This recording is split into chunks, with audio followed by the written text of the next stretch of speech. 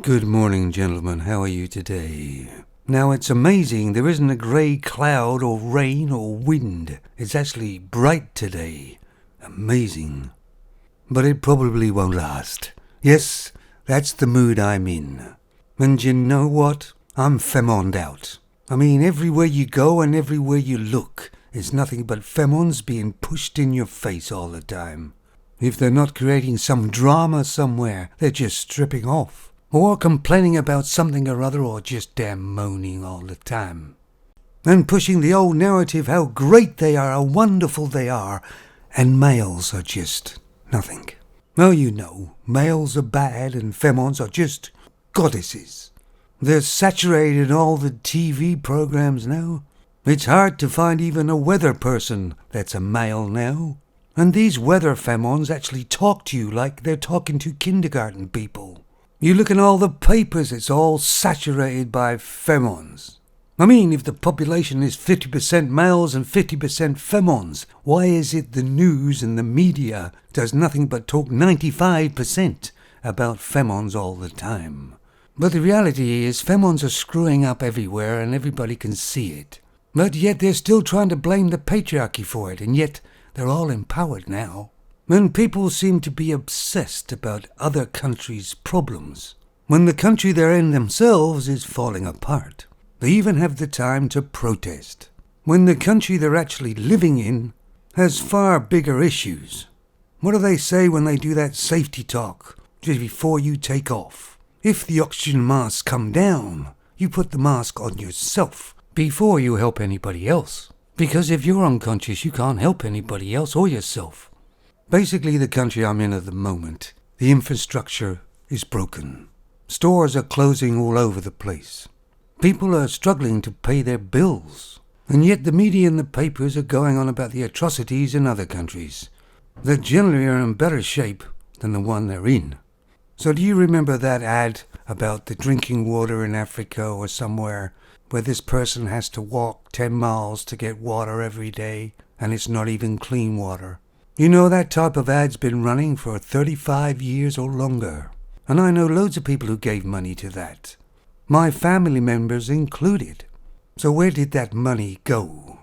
Where's it been going for all these years? I don't give money to the RLNI anymore, because all they are is an Uber for immigrants. And I don't give to the RSPCA anymore either, because the only time they do something now is if they get press coverage out of it. Other than that, they just virtual signal. So if you go into a business that's run by femons, by mostly femons, what do you see? There's hardly any real noise, and it's run very efficiently, and it's all about productivity. Bull crap. Just think about this one, guys, and I think you can relate. You must have gone to some kindergarten place in your time, or very young infant school. Now generally they're always run by femons. You've got noise everywhere, chaos, dramas going on all over the place. It's all higgledy-piggledy. I myself have worked in those sort of areas and I have to take a break every now and then. But the femons working there are completely unfazed. And that's because that's femons' natural state. It all seems quite normal to them. That's one place they actually are suited for. But the entitlement of femons is not getting better, it's getting worse. I was at a store the other day, or going into a store, and a vehicle pulled up on a disabled bay. A middle-aged femon got out. You could tell she wasn't disabled in any way, and didn't have a blue badge. And there was a couple of people walking by kind of staring at her, and I was one of them. And she just openly said, "I can park anywhere. I'm a femon." Now that's the arrogance and entitlement that males and other people have to tolerate every day. We see justice not being served when a femon's involved. They're not given a jail term. They're actually let off mostly.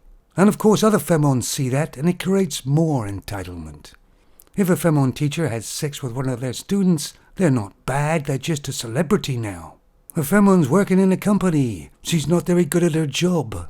She actually costs the company money. So the company lets her go. She takes the company to court and sues them, probably for sexual harassment or anything she can think of.